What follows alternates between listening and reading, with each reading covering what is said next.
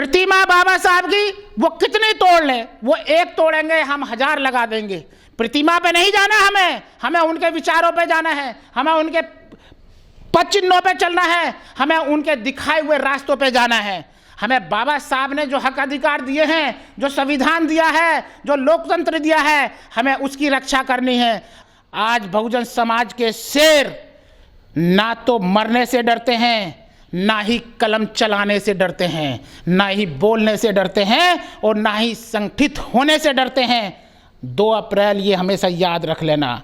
2 अप्रैल जैसे इन्होंने supreme court के माध्यम से SC/ST एक्ट को कमजोर करने का कार्य किया गया था, वो कैसे फिर बहाल हुआ, तो बहुजन समाज की ताकत जानते हैं।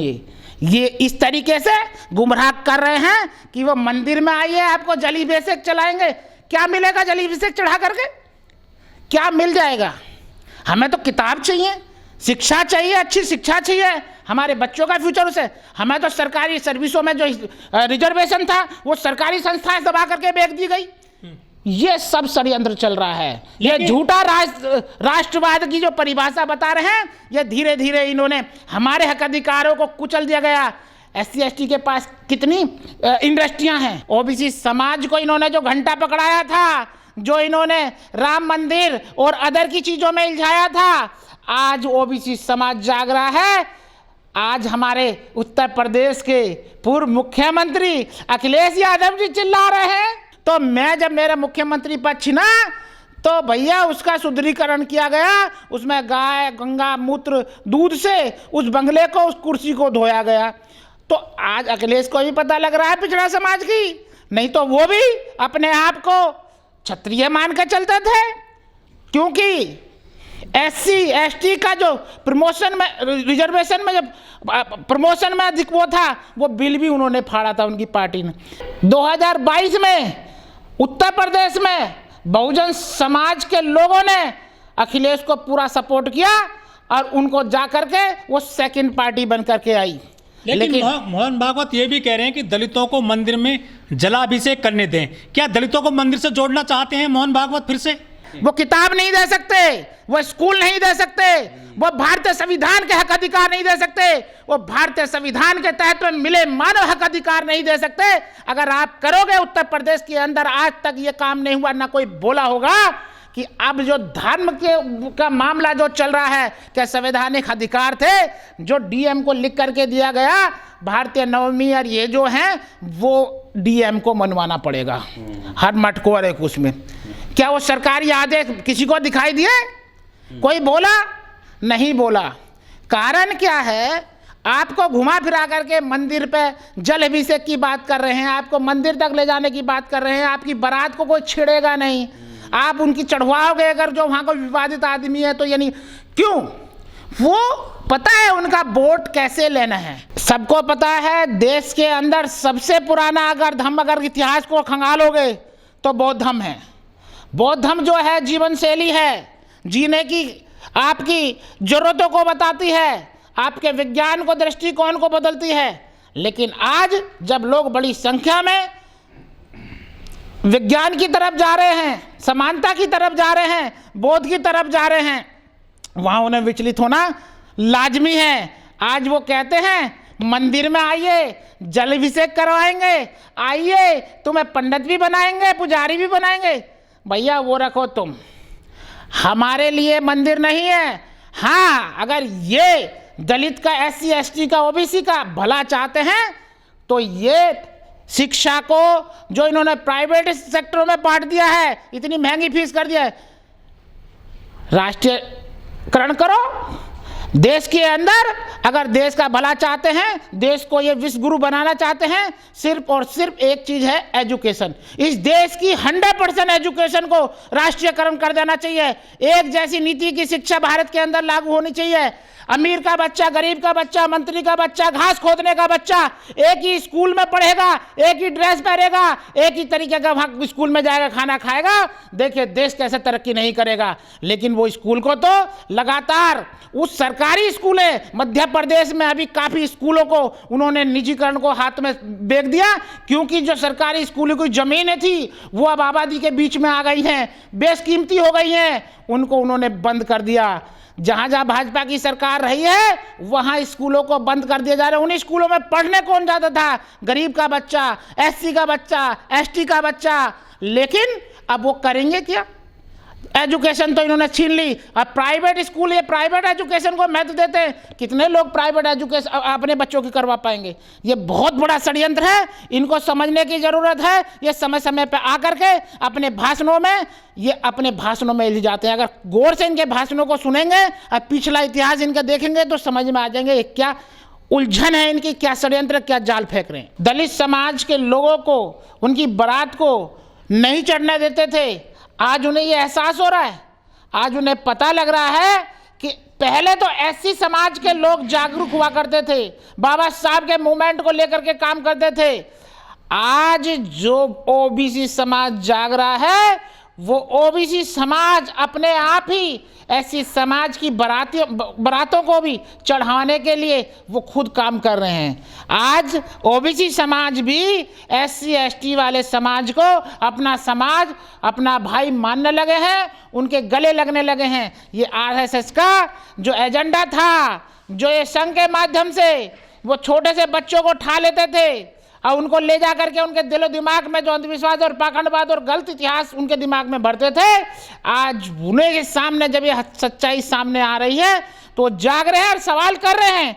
जब वो संघ के अपने ऊपर वाले जो पदाधिकारी उन्हीं से सवाल करेंगे तो उनकी हालत पतली हो रही है। वो उन्हीं की बौखलाहट में जो इन्होंने ये बोला है, आज वो बोल रहे हैं कि एससी एसटी की घोड़ी में चढ़ने दो बारात। अरे थू है तुम्हारे जैसे लोगों पर कि अगर तुम इस तरीके की व्यवस्था को आज भी समानता में साथ नहीं लेकर के आ रहे हो और आज आपको ऐसे बयान देने पड़ रहे हैं, तो आपको ये सोचना पड़ेगा कि ये जो स्थिति बन रही है ये क्यों बन रही है। 75 साल से ज़्यादा हो गए हैं आज देश को आज़ाद हुए।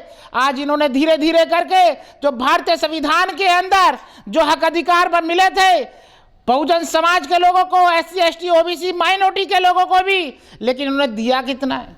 लेकिन मोहन भागवत जी को 98 साल बाद याद आई कि दलित घोड़ी पर नहीं चढ़ रहे हैं, उनकी घोड़ी से उतार दिया जाता उनको। देश में बहुत ज़्यादा उथल पुथल है, देश के लोग अब खड़े होने लगे हैं। ओबीसी समाज, पिछड़ा समाज अब खड़ा होने लगा है।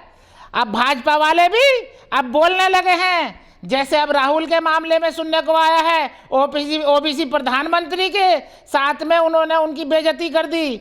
अरे आज ओबीसी समाज में अगर वो ओबीसी समाज के प्रधानमंत्री हैं तो ओबीसी समाज के हक अधिकार के लिए उन्होंने कार्य करना चाहिए था। कौन सा कार्य उन्होंने ओबीसी समाज के लिए किया है? जो मात्र 1990 के आसपास में वो ओबीसी कोटा लागू हुआ, जनसंख्या जिनकी 56% थी, लेकिन उनको कोटा कितना दिया? जो 1930 में जनगणना हुई थी 27% में भी उनको मंडल आयोग लागू हुआ, लेकिन उन मंडल आयोग को भी हाई कोर्ट में, सुप्रीम कोर्ट में ले गए और क्रीम लेयर उनकी हटा दी। अगर ओबीसी का भविष्य चाहते हैं या ओबीसी समाज से आते हैं तो ओबीसी कोटे, क्रीम लेयर को भी आरक्षण मिलना चाहिए था, ताकि ओबीसी समाज, पिछड़ा समाज अपने समाज का नेतृत्व कर सकते और वो संवैधानिक हिस्सेदारी और भागीदारी उन्हें मिल सके। वहां तो इन्होंने कुछ नहीं बोला, वहां तो इन्होंने कोई काम नहीं किया। उन्होंने वही बता रहे हैं कि बचपन को उन्होंने बर्बाद करना शुरू किया है। आज जो देश इस स्थिति पर आया हुआ है, वो उन बच्चों को जो वहाँ से निकले हैं बच्चे उन स्कूलों से, वो किस तरीके की बातें या किस तरीके का ज्ञान जो आज जो चल रहा है, धर्म के बारे में, युद्ध के बारे में, धर्म के बारे में भड़का करके कभी हिंदू मुस्लिम के बारे में मुख्य मुद्दों से भटकाने का कार्य कर कौन रहा है। ये इसी तरीके की स्थिति ना बनाए। देशभक्ति सिखाने के लिए ना आपको पूछने की ज़रूरत है ये सवाल की या वो सिखा रहे हैं ना सिखा रहे हैं। देशभक्ति जो जिनके खून में है, हम तो भारतीय मूल निवासी हैं, हम तो बाहर से नहीं आए हुए, ये कैसे देशभक्त बन जाएंगे? ये कौन सी देशभक्ति सिखा देंगे? यानी ये जो देशभक्ति सिखा रहे हैं ये विदेशीपन का देशभक्ति सिखा रहे हैं। अरे हम अपने देश के अंदर, मैं अपने घर पे रहता हूं, मैं अपने गांव का आदमी हूं, मैं अपने भारत में रहने वाला आदमी, यहां पैदा हुआ और यहीं पे मैं मरूंगा, मेरे दादा परदादा यहीं रहे, तो वो क्या देशभक्ति सिखाएंगे? जिन्होंने कोई आंदोलन किया हो, अंग्रेजों के खिलाफ में उन्होंने आंदोलन खड़ा कर दिया। क्यों कर दिया? वो जनहित के, इनके जो पाखंडवाद और इस तरीके से ये जनता को मारते थे, कूटते थे, उनको न्याय नहीं मिलता था। अंग्रेजों ने वो धाराएं लगा कर इनके एक एक पाखंडवाद को खत्म करता चला गया। इस वजह से इन्होंने अंग्रेजों के खिलाफ में अंग्रेज भारत छोड़ो, मुगल यहाँ रहे, मुसलमान रहे, मुसलमानों तो 600 साढ़े 600 साल राज किया। एक आंदोलन उन्होंने किया हो, उस टाइम पे मुसलमानों के खिलाफ में उस टाइम पे तो आरक्षण भी नहीं था, रिजर्वेशन भी नहीं था, SC ST को पढ़ने का अधिकार भी नहीं था। आज जब यह संविधान, देश आजाद हो गया, आज देश आजादी के लिए बोलने का अधिकार, लिखने का अधिकार, पढ़ने का अधिकार, धन संपत्ति रखने का अधिकार, मानवीय अधिकार, जब यहां भारतीय संविधान बाबा साहब भीमराव अंबेडकर के संविधान ने दिया, सिर्फ और सिर्फ जन कल्याण करने का कार्य अगर किया, मानव कल्याण का, सिर्फ SC ST का नहीं, जनरल समाज का, जनरल समाज की महिलाओं को कोई पढ़ने का अधिकार नहीं था। हिंदू कोड बिल कौन लाए थे, किसके लिए लाए थे? वो महिलाएं सिर्फ SC के लिए, महिलाओं को लिए नहीं लाए थे। जनरल महिला, जनरल समाज की जो अपने आज वो बाबा साहब को नहीं पढ़ती हैं। तो बाबा साहब से बड़ा विकल्प, अब बाबा साहब से बड़ा त्याग, अब बाबा साहब से बड़ा राष्ट्रभक्त इस भारत के अंदर ना पैदा हुआ है, ना होगा। मरते दम तक, जब तक सूरज चांद रहेगा, बाबा साहब के किए हुए कार्य हमेशा इतिहास में रहेंगे। और बाबा साहब का नाम या कितना ही उसमें गलतफहमी में या गलत तरीके से डुबोने की कोशिश करें, वो कभी नहीं हो सकता। हमें समाज को जोड़ना है, समाज को एकत्रित करना है। जो आज समाज भ्रमित है, जो आज बहुजन समाज का जो मूवमेंट था साहब काशीराम साहब का, वो जो विकृत कर दिया है, इसी संघ ने किया है, इसी RSS ने किया है। आज आप उनकी राष्ट्रवाद की बात करें, आज हमें अपने समाज को, लोगों को संगठित करना है। हमें राजनीतिक विकल्प के तौर पे जो बहुजन समाज पार्टी हुआ करती थी एकमात्र, आज कई ऐसे टुकड़े दिखाई देते हैं बहुजन समाज के राजनीति की बिखराव में। हमारी सबसे बड़ी हार जो यहाँ है, हमें चिंता, हमें उस सवाल इस तरीके के करना चाहिए कि बहुजन समाज के लोग किस तरीके से संगठित होंगे, किस तरीके से वो एक मूवमेंट में काम करेंगे, किस तरीके से वो गरीब के साथ घर पे जाएं तो उन्हें संवैधानिक हक अधिकार और उनके मानवीय हक अधिकार कैसे सुरक्षित रहेंगे, उन्हें समझाने की जरूरत है। ना कि आज हम मायावती को कोई गाली दे देता है, कोई चंद्रशेखर को गाली देता है, कोई बामन बेसराम को गाली देता है, लेकिन हकीकत षड्यंत्र जो बहुजन समाज के साथ हो रहा है, जो आज विचलित बात हो रहा है, बहुजन समाज के लोगों के लिए से अगर ये पूछा जाए कि राष्ट्रवाद सिखा रहे हैं, हमें ऐसे राष्ट्रवाद की इनसे जरूरत नहीं है। हम कितने राष्ट्रवाद हैं, भारत के मूल निवासी हैं, भारत के वंशज हैं, तो भारत की रक्षा हमने पहले भी की थी, अब भी कर लेंगे। आज भी हमें अपनी जान देने की जरूरत पड़ेगी तो जान दे देंगे, हंसते हंसते दे देंगे, लेकिन भारतीय लोकतंत्र को कुचलने नहीं देंगे। इनका जो षड्यंत्र चल रहा है, जो इन्होंने कहा था कि 100 साल के अंदर हम लोकतंत्र में इस भारतीय संविधान को खत्म करके मनुस्मृति लागू कर देंगे, वो इन्हें सावधान रहना पड़ेगा। जुल्म भी करते हैं, आपको पुचकारने का भी काम करते हैं, आपका अपमान भी करते हैं और आपका सम्मान भी करते हैं। ये ऐसे नहीं चलती कोई चीजें। ये हालांकि करना किसने चाहिए था, ये काम ये बहुजन समाज के लोगों को करना चाहिए था। वहां जा करके उसके नाम के आगे के तुरंत वहां खड़े होकर के जाना चाहिए था। वो एक व्यक्तिगत आदमी ने, जिसने उससे कहा भी मैं वर्मा हूं, मैं जाति से ये हूं, तुम तो जाति से वो नहीं हो, तुम कैसे वर्मा लगा रहे हो, यही तो झगड़ा हुआ, यही भी बात था।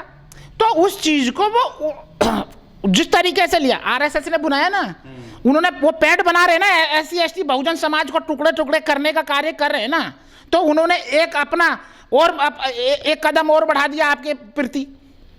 लेकिन उन्हें तो पता है ना उनको काटना है, कैसे कैसे काटना है। उनका उद्देश्य आपकी जड़ों को खत्म करना है। तो ये फुलक जो दिखाई जा रही है, देखो जी इन्होंने ये सम्मान कर दिया, इनको देखो, इनको किट दे दी है। ये किट कितने की आती है, कितने का काम, कितने आदमियों को इन्होंने ये दे दिया। वो सावधान है। और भारत के अंदर होगा बैलेट पेपर से चुनाव।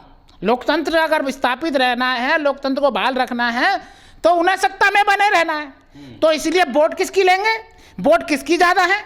यहाँ SC की वोट 30% के आसपास बैठती है, SC ST की। तो 30% में वोट में वो अगर सेंध लगा देंगे 5% भी, तो 5% इधर से कटी और 5% उधर बढ़ी, तो 10% का इजाफा हो गया, तो सत्ता में तो वो आ जाएंगे। फिर SC समाज में जो अभी जाटव समाज वर्ग की बातें हो रही हैं, जो एक शब्द और आपने बोला था जिसको हम बोलते हैं कि उसको गैर संवैधानिक शब्द है, उसके मामले में ये कौम जो है बाबा साहब का सबसे बड़े फॉलोवर है, बाबा साहब को पढ़ने वाले हैं। सबसे ज़्यादा बाबा साहब को पढ़ करके बहुजन समाज के महापुरुषों को पढ़ने के बाद में इन्होंने सबसे ज़्यादा, इसी समाज के लोगों ने सबसे ज़्यादा किताबें लिखी, समाज में जन आंदोलन जन जागरण का कार्य किया, गांव गांव जा कर के उन लोगों ने समझाने का काम किया। तो ये जो जाटव कौम है ये बुद्धिमान व्यक्ति का कौम है, बुद्धिवर्ग कौम है। ये कोई भी चीज़ होता है उसका उनकी तोड़ निकालते हैं, उनकी गलत एक्टिविटी को, उनके गलत मंशा को समझ लेते हैं। वो बाबा साहब को उन्होंने पढ़ा है, ज्योतिराव फुले जी को पढ़ा है और हमारे साहब काशीराम जी को भी पढ़ा है। तो उन्होंने थ्योरिकल पढ़ाया, काशीराम साहब ने प्रैक्टिकल पढ़ाया। तो प्रैक्टिकल का जो असर आता है वो चीज़ बता देते हैं। काशीराम साहब की एक बात बता दूं, वो कभी भी एक चीज़ बोलते थे जो टीवी में दिख रहा है, जो ये पॉजिटिव आपको लगता होगा इनकी बातों का कि इन्होंने ये किया, उसका उल्टा समझ लो, उसका उल्टा समझ लो तो आप समझने शुरू कर दोगे। ये विज्ञान पे नहीं बोल सकते हैं, ये आपकी शिक्षा के लिए क्या किया है। पहले 2014 से पहले प्राइवेट कॉलेजों में, यूनिवर्सिटी में भी अगर बच्चा जाता था SC ST का, तो उसका फंडिंग जो गवर्नमेंट देती थी और बच्चे पढ़ रहे थे।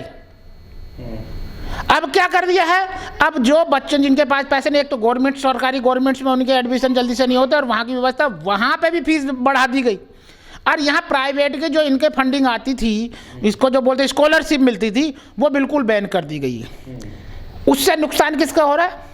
और महाराष्ट्र, वहाँ मध्य प्रदेश के अंदर जनरल कॉम के लिए जो 8 लाख तक का वो आता है, उनके बच्चे विदेश चले जाएं तो $40,000 उनको मिलेंगे स्कॉलरशिप जर्नल को। ये कौन सा रिजर्व, ये कौन सा रूल्स इन्होंने निकाल दिए। रिजर्वेशन अगर दिया गया था तो जाति के आधार पर दिया गया था, आर्थिक आधार पर नहीं दिया गया था। जाति के आधार पर अपमान किया जाता है आदमी। ये अगर राहुल गांधी को अगर आज सजा 2 साल की हुई है तो वो एक जाति की वजह से ही मोदी के ऊपर हुई ना, उनकी आहत होगी ना, और तो नहीं था कोई लफड़ा। ये तो रोज हमारे साथ में जाति सूचक शब्दों का इस्तेमाल, हमारे साथ में हमारे महापुरुषों का अपमान, हमारे महापुरुषों की मूर्तियों का तोड़ने का। हमारे भारतीय संविधान जो राष्ट्रीय संविधान है,